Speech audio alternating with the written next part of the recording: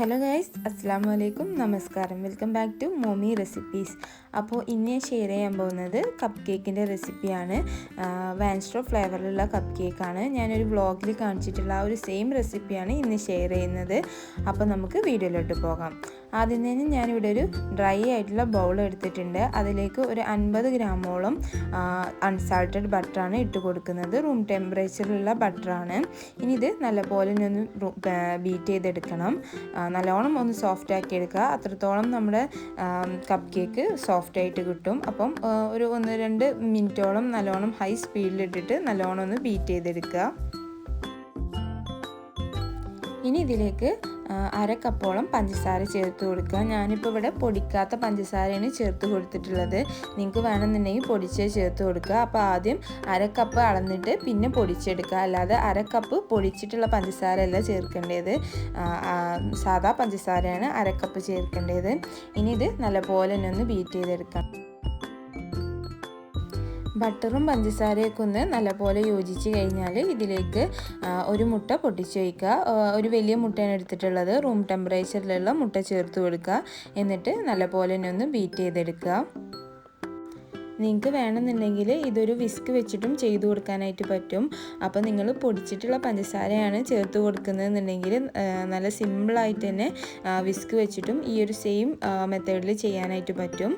ഇപ്പോൾ ഇതാ ഒരു ക്രീം കളറായിട്ടുണ്ട്. ഇനി ഇതിലേക്ക് ഒരു 1/4 ടീസ്പൂണോളം വാനില എസൻസ് ആണ് ഒഴിച്ച് കൊടുക്കുന്നത്. ഇനി ഇത് ഒന്നും കൂടെ നല്ലോണം ഒന്ന് ബീറ്റ് ചെയ്തെടുക്കുക. ഒരു മണം, മുട്ടയുടെ മണമൊക്കെ ഒന്ന് മാറുന്ന വരെ ഒന്ന് ബീറ്റ് ചെയ്തെടുക്കുക.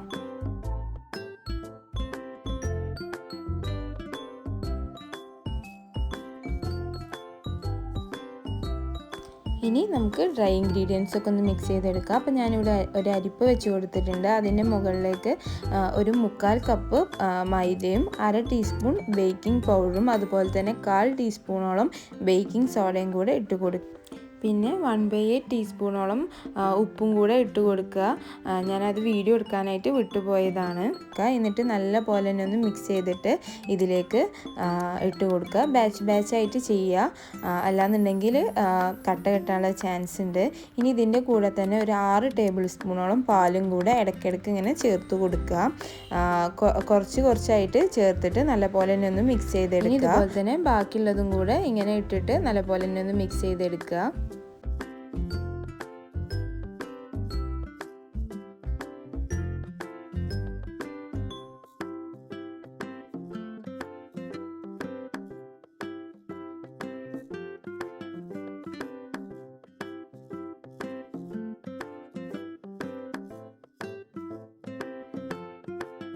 അപ്പോൾ ഇതാ വെറ്റ് ഇൻഗ്രീഡിയൻസും ഡ്രൈ ഇൻഗ്രീഡിയൻസും ഇവിടെ നല്ലപോലെ തന്നെ ഒന്ന് മിക്സായി കിട്ടിയിട്ടുണ്ട്.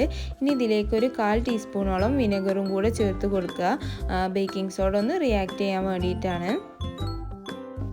പിന്നെ ഈ ഒരു ബാറ്റർ ഇങ്ങനെ പിരിഞ്ഞ പോലെ കാണാനുള്ള ചാൻസ് ഉണ്ട്. അത് പ്രശ്നമല്ല, നമ്മൾ ബേക്കായിട്ട് വരുമ്പം നല്ല പെർഫെക്റ്റ് ആയിട്ട് തന്നെ കിട്ടും.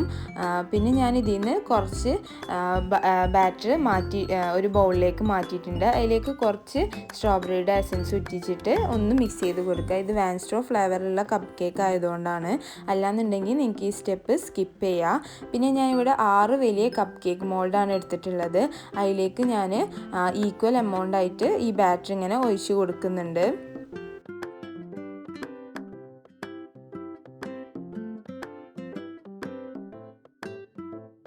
പിന്നെ ഞാൻ അതിൻ്റെ മുകളിലാണ് സ്ട്രോബെറി ഫ്ലേവറിലുള്ള ബാറ്റർ ഒഴിച്ച് കൊടുക്കുന്നത്.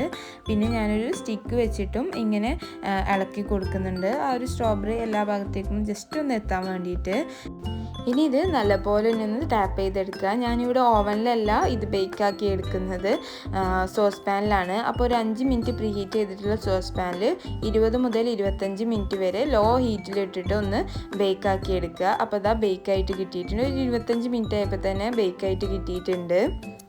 പിന്നെ ഞാൻ കപ്പ് കേക്ക് ലൈനേഴ്സ് യൂസ് ചെയ്യാത്തതുകൊണ്ടാണ് ഞാൻ വെച്ചിട്ടുള്ള ആ ഒരു സെയിം ഷേപ്പിലേക്കായിട്ട് മാറിയിട്ടുള്ളത്.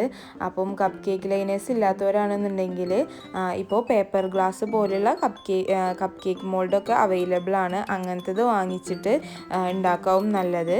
പിന്നെ ഞാൻ വാനിലയും സ്ട്രോബെറിയും ഫ്ലേവറിലുള്ള വിപ്പിംഗ് ക്രീമാണ് യൂസ് ചെയ്തിട്ടുള്ളത്. അത് നൂർ N2 എന്ന് പറഞ്ഞിട്ടുള്ള നോസിലിൽ ജസ്റ്റ് ഇങ്ങനൊരു ഡിസൈൻ ആക്കി കൊടുത്തിട്ടുണ്ട്.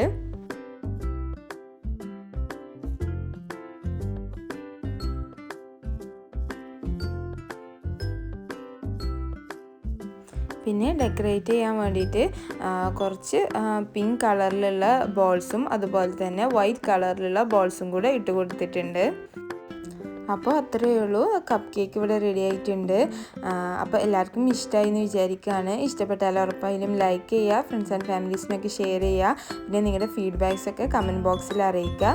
പിന്നെ ഇനിയും ഇതുപോലത്തെ നല്ല നല്ല റെസിപ്പീസിനായിട്ട് മോമി റെസിപ്പീസ് എന്ന എൻ്റെ യൂട്യൂബ് ചാനൽ സബ്സ്ക്രൈബ് ചെയ്യുക.